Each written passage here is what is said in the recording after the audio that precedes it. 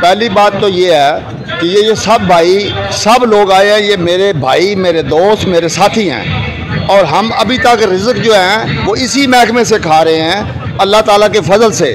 और फिर इनकी तजवीज़ ये है कि जितने रिटायर्ड मुलाजमीन हैं, अगर एक बंदे की डेथ हो जाती है तो उसकी वाइफ को कुछ अरसे के बाद पेंशन ख़त्म कर दी जाएगी ताकि वो गलियों में भीख मांगे।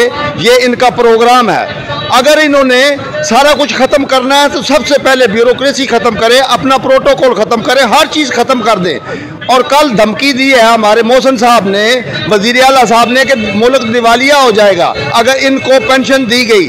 तो मैं कहता हूं अगर दिवालिया होता है तो फिर सब मिल के करेंगे, आपका प्रोटोकॉल भी ख़त्म हो जाए, आपकी अयाशियाँ भी ख़त्म हो जाए, हम सब मिल के फिर पाकिस्तान नया बनाएंगे जैसे पहले वाले लीडर नया बना के गए हैं। अब ये इनका मैंडेट ही नहीं है कि हमारे स्कूलों को प्राइवेटाइज करना या हमारी मराहत जो है ये रोकना, किसी सूरत में भी ये नहीं कर सकते। जिस बंदे ने 28 साल नौकरी कर ली है, अब वो घर जाना चाहता है तो उससे सब कुछ छीन कर इनका हौसला नहीं पड़ रहा। खा के अयाशियाँ ये कर गए हैं, मुआहदे IMF से गलत इन्होंने की हैं, लेकिन इसमें हमारा तो कोई कसूर नहीं। इंशाअल्लाह ताला हम आखिर वक्त तक लड़ेंगे और 100% मेरा यकीन है कि हम ये कामयाबी लेकर रहेंगे।